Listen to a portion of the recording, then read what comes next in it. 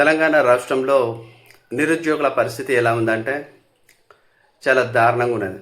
Notifications లేక చాలామంది నిరుద్యోగులు బాధపడుతున్నారు. నోటిఫికేషన్స్ లేక వాళ్ళ ఏజ్ అనేది ప్రతి సంవత్సరం లాస్ అయిపోతూ ఉన్నారు. అంటే ప్రతి ఎవ్రీ ఇయర్ నోటిఫికేషన్ పడితే ఆ ఇయర్లో వాళ్ళు ఉద్యోగాలు సాధించుకొని వాళ్ళు ఉద్యోగస్తులు అయ్యే అవకాశం ఉంటుండే.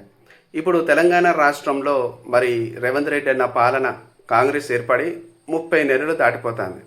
30 నెలలు దాటిపోయే క్రమంలో ఇంకొక నవంబర్ వరకు వస్తే 3 సంవత్సరాలు కంప్లీట్ చేసుకుంటుంది రేవంత్ రెడ్డి ప్రభుత్వం ఏర్పడి. ఈ 3 సంవత్సరాలలో ముచ్చటగా ఎన్ని నోటిఫికేషన్లు ఇచ్చిండు అని మనం గమనించినట్టయితే గుండు సున్నా. ఎందుకంటే రేవంత్ రెడ్డి వచ్చినాక ఒక గ్రూప్ 1 కానీ, ఒక గ్రూప్ 2 కానీ, ఒక గ్రూప్ 3 కానీ, ఒక డిఎస్సి నోటిఫికేషన్ కానీ రాలే.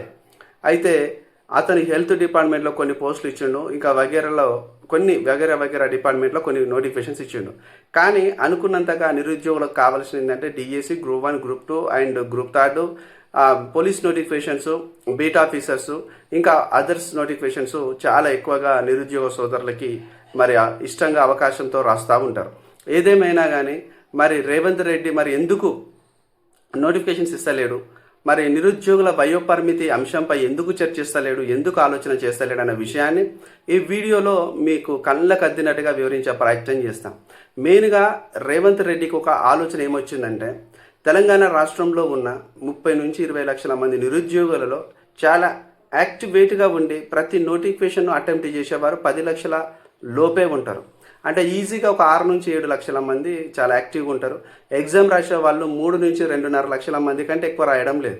సో నిరుద్యోగులలో ఎక్కువ మంది 2.5 లక్షల నుంచి 3.5 లక్షల మంది ఉద్యోగ నోటిఫికేషన్స్లో ఎగ్జామ్స్ వరకు వెళ్ళి రాస్తూ ఉన్నారనే విషయాన్ని రేవంత్ రెడ్డి గమనించాలి. ఎందుకంటే ఎక్కువ నెంబర్ మరి అంటే ఎక్కువ మేజర్ నెంబర్ ఏంటంటే ఒక 15 లక్షల నుంచి 20 లక్షల మంది ఓటీఆర్ టీజీపీఎస్సీ దగ్గర చేసుకున్నా కానీ ఎగ్జామ్ రాసే వాళ్ళు మట్టుకు అంటే అప్లికేషన్ పెట్టుకొని ఎగ్జామ్ హాల్కి వెళ్ళి ఎగ్జామ్ రాసేంత వరకు ఉన్న వాళ్ళ సంఖ్య 2.5 లక్షల నుంచి 280 వరకు, అంటే 2,80,000 వరకు రాస్తూ ఉంటారు. మరి రేవంత్ రెడ్డి ఏమనుకుంటాడంటే చాలామంది నిరుద్యోగుల కాట వయోపరిమితి పెంచడం వలన ఇప్పుడు ఉదాహరణకు దివ్యాంగులకు 58 వరకు పోతుంది, జనరల్ అభ్యర్థులకు వచ్చేసి 44 సంవత్సరాల వరకు వస్తుంది, ఇంకోటి 46 సంవత్సరాల వరకు వస్తుంది. దీని కారణంగా ఇంకా కొంతమందికి అంటే వేరే వేరే అవకాశాలు రాజ్యాంగపరంగా రిజర్వేషన్ ఉన్న వాళ్ళకి 52 సంవత్సరాల వరకు వస్తాయి. వీళ్ళందరూ ఇట్లా ఎక్కువ సంవత్సరాల అవకాశం ఇవ్వడం వలన ఎవడు ఏ పని పాట చేయకుండా, ఎవడు ఏ పని చేయకుండా కేవలము ప్రతి సంవత్సరం నోటిఫికేషన్ల మీద ఆధారపడి ప్రభుత్వం నోటిఫికేషన్స్ అయ్యకపోతే రోడ్డెక్కి ధర్నాలు చేయడము, మరి రోడ్డెక్కి నిరసన కార్యక్రమాలు చేయడము, ఇట్లా ప్రభుత్వాన్ని ఇబ్బంది పెడుతున్నారు. వీళ్ళందరికీ ఎవరికి స్కిల్స్ లేవు, ప్రైవేట్ రంగంలో వెళ్ళి జాబులు చేసుకోవాల్సిన స్కిల్స్ లేవు వీళ్ళకి. వీళ్ళందరికీ కూడా మరి ఎప్పుడో చదివిన వెనకటి చదువులు, ఇక వీళ్ళందరూ కూడా మరి ముదిరిపోయిన బెండకాయ లెక్క దొండకాయ లెక్క పెళ్లి పేరంటాలు లేకుండా పుస్తకాలు ముందటేసుకొని చదువుకుంటా, ఇంటికాంచెల్లి అబ్బాయిలు తెచ్చి పైసలు ఇస్తే కోచింగ్ సెంటర్లో తగిలేసుకుంటా, లేకపోతే అశోక్ నగర్లో మరి లైబ్రరీల, మరి దిల్సుఖ్ నగర్ లైబ్రరీలలో, కోచింగ్ సెంటర్లలో ఈ విధంగా వాళ్ళ జీవితాన్ని మొత్తంగా ఎప్పుడు చూసిన నోటిఫికేషన్లకే తగిలేసుకుంటా ఇష్టం వచ్చినట్టు ప్రభుత్వం పైన నోరు బారేసుకుంటున్నారు అనేది రేవంత్ రెడ్డి వాదన. అంటే అట్లా రేవంత్ రెడ్డి వివిధ ప్రభుత్వ అఫీషియల్ ప్రోగ్రాంలలో మాట్లాడిండు, ఈ విషయాలు మాట్లాడిండు. అప్పటికెళ్ళి రేవంత్ రెడ్డి ఏం డిజైన్ చేసుకున్నాడంటే తన మనసులో ఒకటి ఫార్మేట్ డిజైన్ చేసుకున్నాడు. ఏంటంటే నిరుద్యోగులు ఇట్లా చాలామంది ఊకే నోటిఫికేషన్స్ అని రోడ్డెక్కుతున్నారు, మమ్మల్ని ఊకే ప్రశ్నిస్తూ ఉన్నారు, 2 లక్షల ఉద్యోగాలు ఏవని ప్రశ్నిస్తున్నారు. వీళ్ళకు మనం ఇచ్చే అవకాశం లేదు కాబట్టి వీళ్ళు ఎగ్జామ్ రాయడానికి కావలసిన అర్హత ఏమై ఉంటుంది, ప్రతి ఒక్కడికి డిగ్రీ ఉంటుంది, కానీ దానికంటే అత్యున్నతమైన అర్హత ఏముంటుంది అని చెప్పేసి రేవంత్ రెడ్డి ఆలోచించినప్పుడు ఏజ్ కనిపించింది. ఏజ్ మీద దెబ్బ కొడితే చాలా లక్షల మంది ఫిల్టర్ అయిపోతారు. ఏజ్ ఉన్నోడు రాసుకుంటాడు, ఏజ్ లేనోడు ముల్లె మూట చదువుకొని సప్పుడేక ఇంటి మొక్కన వెళ్ళిపోయి కూలీ నాలి చేసుకొని బతుకుతాడు. వాడిగా నోటిఫికేషన్ల కోసం అడిగాడు, నోటిఫికేషన్ల కోసం ప్రభుత్వాన్ని ఇబ్బంది పెట్టాడు అని చెప్పేసి ప్లాన్ చేసి 34 సంవత్సరాలను పూర్వం ఉమ్మడి ఆంధ్రప్రదేశ్లో ఏదైతే ఉందో జనరల్ అభ్యర్థులకు 34 సంవత్సరాలు, రిజర్వేషన్స్ ఉన్న వారికి ఇంకొక 5 సంవత్సరాలు అంటే 39 సంవత్సరాలు లేక 38 సంవత్సరాలకు కుదించి మరి నిరుద్యోగుల జీవితం మీద దెబ్బ కొట్టే ప్రయత్నం జరిగింది. మరి నిరుద్యోగ సోదరులు తక్కువ వల్ల మరి ఈ యొక్క విషయాన్ని పసిగట్టిర్రా అంటే ఈ విషయాన్ని పసిగట్టట్లో కొద్దిగా వెనుకబడిపోయి ఉన్నారు. ఎందుకంటే ఈ విషయం లేటుగా అర్థం కాలే చాలామందికి. ఫిబ్రవరి 8వ తారీఖు జీవో నెంబర్ 42 ముగిసింది, మరి జీవో నెంబర్ 30 ముగిసింది. మరి ముగిసినప్పుడు ఈ జీవోలను రెన్యువల్ చేయమని ఎవరు కూడా మరి తొందర అడగలేకపోవడం జరిగింది. 2 నెలల తర్వాత చాలామంది మరి వివిధ టీజీపీఎస్సీ మరి అధికారుల దగ్గరికి పోయి ఇవ్వడము, సెక్రటరీలో మంత్రులకు ఇవ్వడం జరిగింది. అది ఎంతవరకు మూవ్ అవుతుంది అనేది చూసినట్టయితే చాలామంది 12 సంవత్సరాలు మరి రేవంత్ రెడ్డి టైంలో ఇచ్చినారు కాబట్టి మళ్ళీ 12 సంవత్సరాలు ఇస్తే 46 సంవత్సరాల వరకు మేము ఎగ్జామ్స్ రాసుకోవడానికి అవకాశం ఉంటుందని చెప్పేసి అంటారు.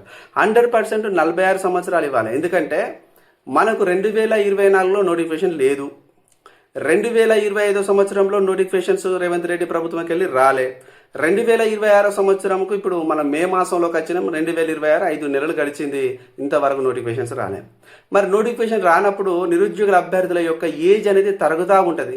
తరిగిపోతూ ఉన్న ఆ ఏజ్లో ఒక్క నోటిఫికేషన్ వచ్చినా కానీ వాళ్ళు ఆ ఉద్యోగానికి అర్హులైపోయి వాళ్ళు నోటిఫికేషన్కి అప్లై చేసుకొని ఉద్యోగార్థులుగా మరి ఉద్యోగం పొంది వాళ్ళు జీవితంలో స్థిరపడే అవకాశం ఉంటుంది. మరి ఇక్కడ ప్రభుత్వం నోటిఫికేషన్స్ ఇవ్వకుండా కాలయాపన చేసుకుంటూ సంవత్సరాలు గడించుకుంటూ సంవత్సరాలు నిరుద్యోగుల వాళ్ళ వయసులో లాస్ అయిపోతూ ఉంటే మరి ఏజ్ రిలాక్సేషన్ పెంచకపోతే నువ్వేం చేయాలి? ఖచ్చితంగా పెంచాలి. తప్పెవరిది?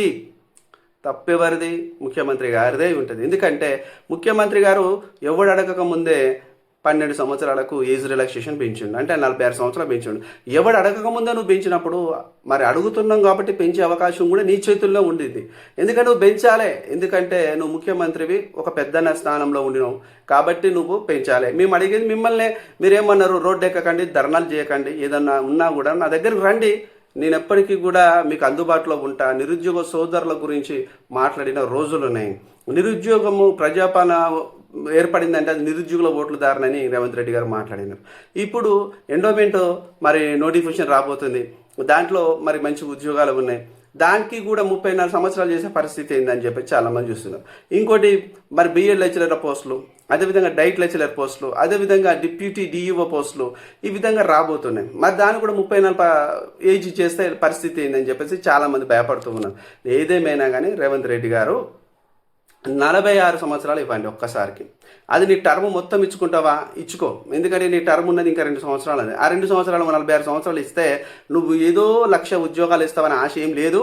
మాకు తెలుసు వేస్తే రఫ్లీ మళ్ళీ ఒక 40,000 ఉద్యోగాలు 35,000 ఉద్యోగాలు ఇస్తావు, అంతకంటే ఎక్కువ ఇవ్వవు. ఎందుకంటే ఏ ప్రభుత్వం కూడా నిరుద్యోగులను మొత్తంగా ఇబ్బంది పెట్టే ప్రయత్నం చేసేది తప్ప నిరుద్యోగులు ఉద్ధరించడానికి ఏ ప్రభుత్వం ఆలోచించేది. ఎందుకంటే 40,000 ఉద్యోగాలు ఏసుడు అంటే దాంట్లో ఎక్కువ. ఎందుకంటే నిరుద్యోగులకు వెళ్ళి ప్రభుత్వానికి రెవెన్యూ రాదు, ఉద్యోగులకు వెళ్ళి ప్రభుత్వానికి రెవెన్యూ రాదు. ఉద్యోగులు ప్రభుత్వానికి సేవ చేసే వాళ్ళే కాబట్టి ఈ ఆలోచించి ప్రభుత్వాలు ఏం చేస్తాయంటే నోటిఫికేషన్స్ ఎక్కువగా భర్తీ చేయవు.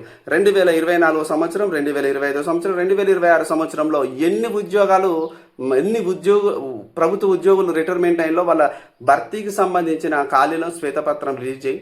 ఎన్ని ఉద్యోగాలు ఉన్నాయి తెలుసా? ఇప్పుడు తెలంగాణ రాష్ట్రంలో ఇప్పుడు అందుబాటులో ఉన్నాయి 90,000 పైచిలకు ఉద్యోగాలు ఉన్నాయి అన్ని డిపార్ట్మెంట్లో కలిపి. మరి నువ్వు ఎందుకు నిన్నటి కాకపోతే మొన్న పంచాయతీరాజ్ డిపార్ట్మెంట్లో 1,213 ఉద్యోగాలు మరి జూనియర్ గ్రామ సెక్రటరీస్ ఉద్యోగాలు ఖాళీగా ఉన్నాయి, అంటే గ్రామ కార్యదర్శి పోస్టులు ఖాళీగా ఉన్నాయి.